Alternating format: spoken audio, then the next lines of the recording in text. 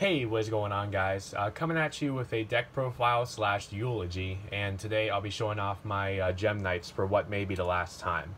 Now, as some of you may know, today, while it may not be the official release date of the Link starter deck, a lot of the official card stores, today will be the first day that they have them available to sell, and then tomorrow, I believe, is the first official day for the starter decks and the new Link mechanic. And with that Link mechanic comes the final nail in the coffin, the death of my beloved Gem Knights.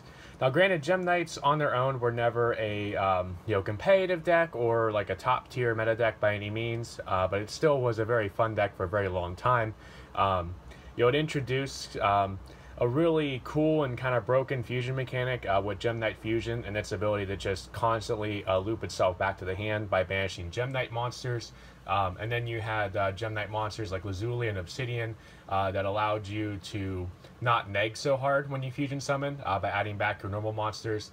And the Gem Knights in general, the similarities with Steven Universe obviously caught my eye and caught my girlfriend's eye, which is why I built a deck for her. But the more I got to play the deck, the more I just absolutely fell in love with it. It was never something that was going to be competitive, as I said, but I've had a lot of good memories with this deck, and I figured I would show this deck off for the last time.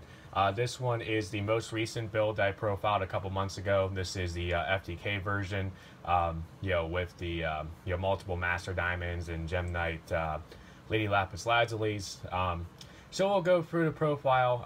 Not much has changed, but I do kind of want to take my time to pay my respects to my Gem Knights. And if you're a fellow Gem Knight enthusiast at home, feel free to take a moment of silence as we go through this deck profile and pay your respects as well. And if any of you have any suggestions on how to actually make Gem Knights even remotely playable in Link format, I would love to hear those ideas, because at the current moment I have no idea how you can really do it. Reason being is that you already commit so many resources to making your fusions, and this is a deck where you definitely need to have multiple extra deck monsters in order to do anything. This is the deck that makes 3, 4, 5, 6 fusion summons in a turn when it actually has a chance to win. With Link summoning, restricting you to only one, and having to use resources to actually put a Link monster on board in order to even make multiple extra deck monsters, Gem Knights is not a deck that really has a lot of resources to just spit out and be able to use for the Link summon, and also get all your fusions you need on board. So we'll go ahead and get right into it before I ramble on too much about my beloved Crystal Gem Knights. So starting off, we have the free Gem Knight Lapis. This is one of the more recent Gem Knights to come out. It's actually one that I think, I don't know if Konami intended to do this, but it has the most direct connection to Steven Universe. If you read the flavor text, it says that Gem Knight Lapis is the best of friends with Lazuli. This soldier deeply cares about the well-being of her friends. If you watch Steven Universe, that sounds very much like just about any character from Steven Universe. The show is very much about friendship and love, and being selfless and sacrificing yourself for others. And that's very much what Lapis has done for me in the time that I've used Lapis. Selfishly sacrificing yourself in order to bring out Lady Lapis Lazuli, and then always coming back to the board to help out and make more Gem Knight fusions. So Lapis has been a best friend to me. Then we have the free Tourmaline. In other builds that were focused more on OTKing for battle, this would usually be Gem Knight Garnet. Granted, Garnet's probably going to be okay in the competitive meta. I mean, there's always going to be decks that use their Brilliant Fusion engine as long as Brilliant Fusion is legal, and Garnet is usually your #1 target for that. Tourmaline's kind of one of the forgotten about Gem Knight Vanillas, but I used it because Topaz is actually a decent fusion, and it's a Thunder monster as well, which helps you go into Prismara if you need to. But yeah, Tourmaline has been pretty good to me in the time that I've played the deck. Same with the Gem Knight Amber, especially in the older builds that weren't focused on the Burn OTK. Amber, combined with Seraph Knight was always a really busted combo. Being able to recycle back your banished Gem Knight fusion, or not your banished Gem Knight fusion, but your Gem Knight monsters that you banish off of Gem Knight fusion was always really good. Recycling back like Obsidian or Lazuli to extend your plays even further. And then Amber itself, being able to help you go into Tourmalines, and it's a Thunder Monster, and helping you go into rank 4s. Amber was always really solid for me. Then probably the MVP of the main deck Gem Knight monsters, as far as utility is concerned, is the free Lazuli. The amount of times that I went through free Lazuli in a turn in any version of this deck is just insane. Yeah, this is the deck that this is the card that you want to send to graveyard the most, off of like your Brilliant Fusions and Foolish Burials and other things like that, because it just gets back all your Gem Knight cards to be able to use fuel for food for your fusions.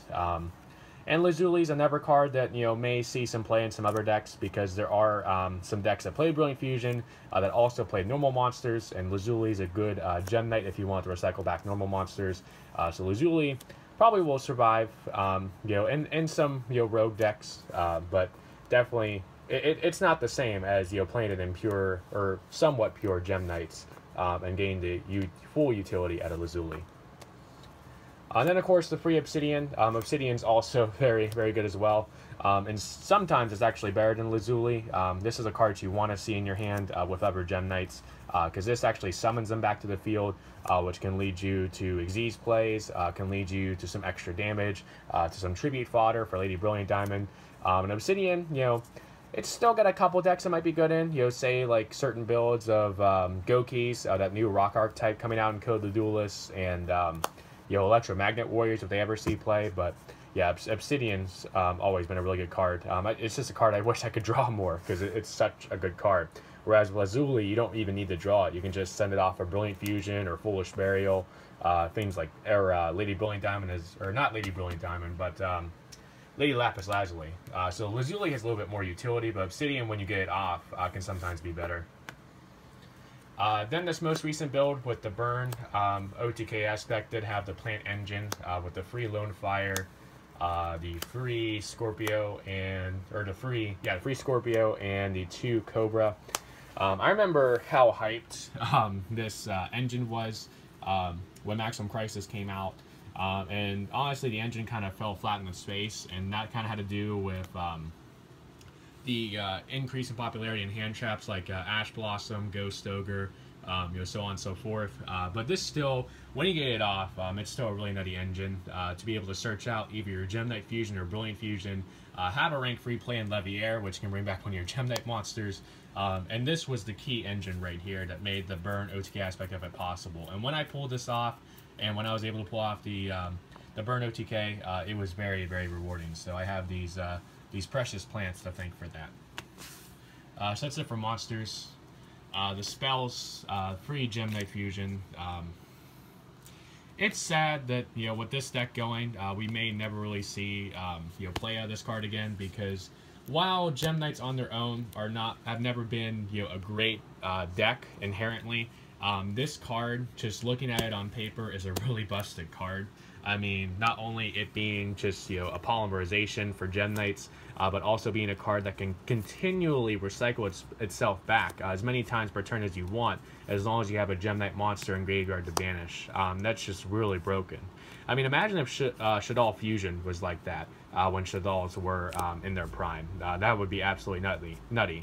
I mean, granted, you have the fusions that recycle back your Shaddoll Fusions, but if they could just recycle themselves back by banishing a Shaddoll, then, I mean, it would have been absolutely crazy. But, yeah, Gem Knight Fusion, so many good memories. So many times where I didn't draw you when I should have, even when I was playing free Absorb Fusion, but when I saw you, you were the real MVP, for sure.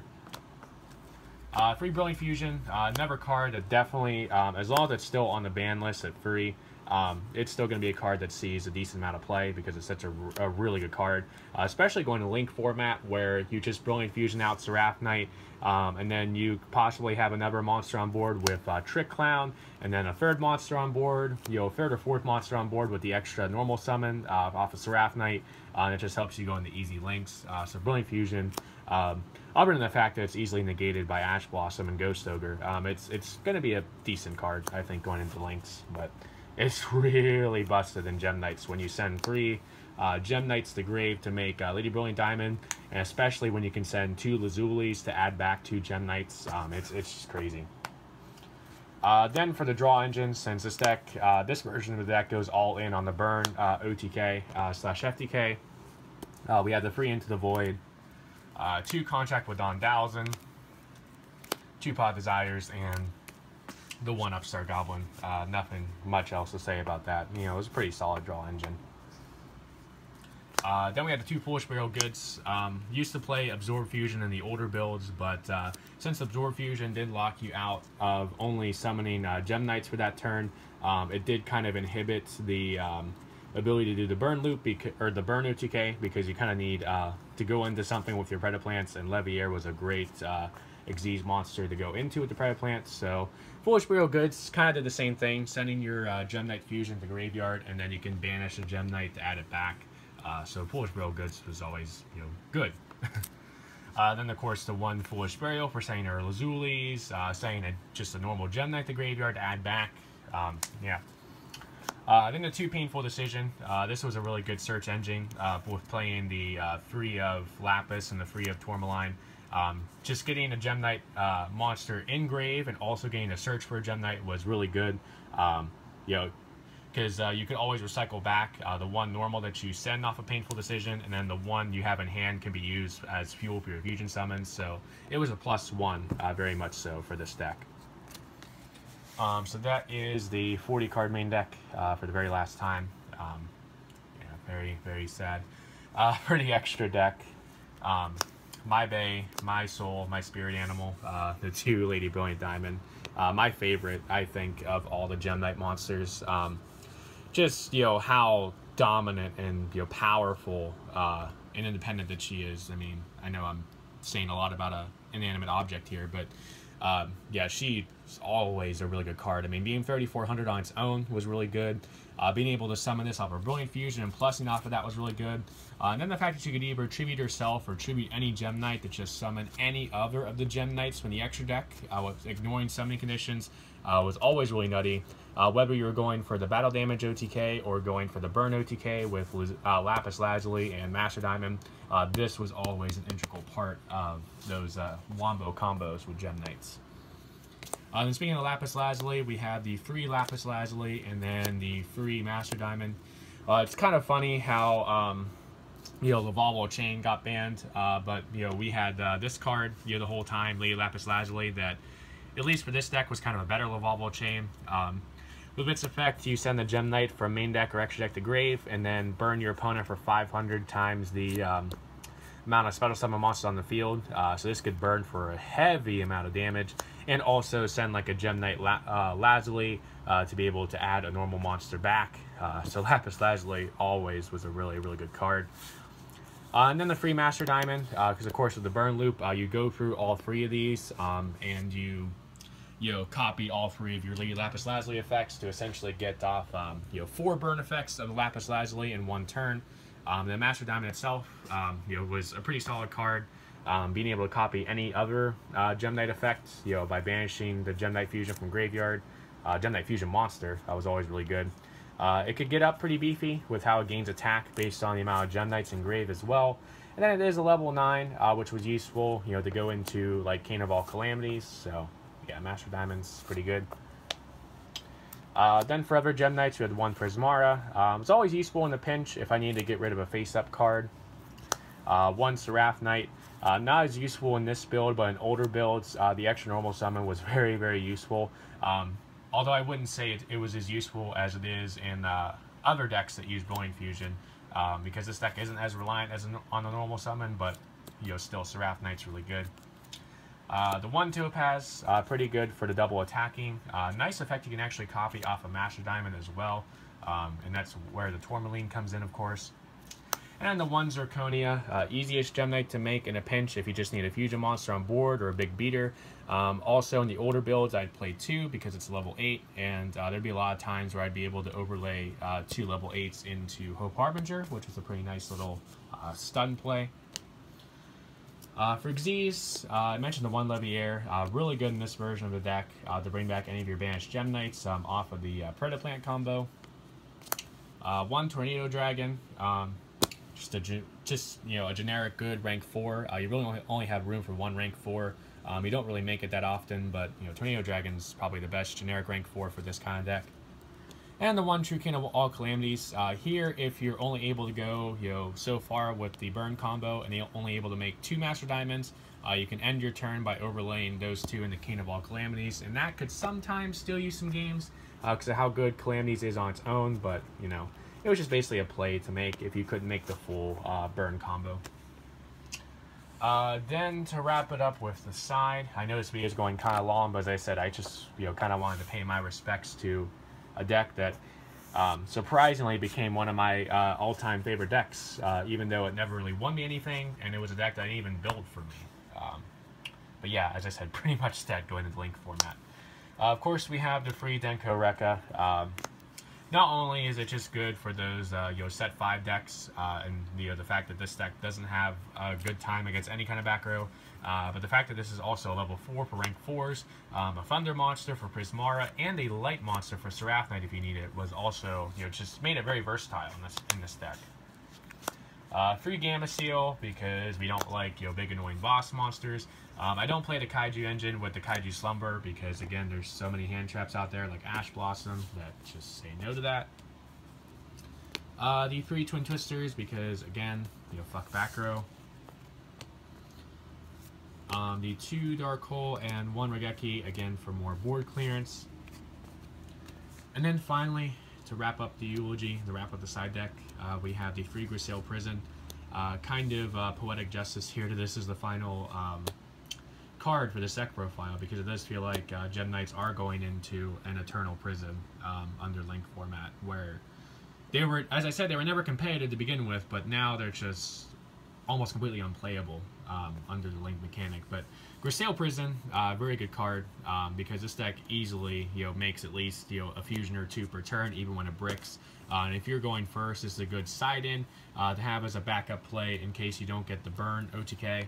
You just flip this, and it basically deburies your opponent for 2 turns. So yeah. That is it for this deck profile / Eulogy on my Gem Knights. Probably going to be the last time that I profile this, unless any of you guys have some interesting ideas about how to make Gem Knights at least playable going into link format. I'd love to hear those in the comment section below. But yeah, guys, that's it. Rest in peace, my lovely Crystal Gem Knights. Catch you guys next time.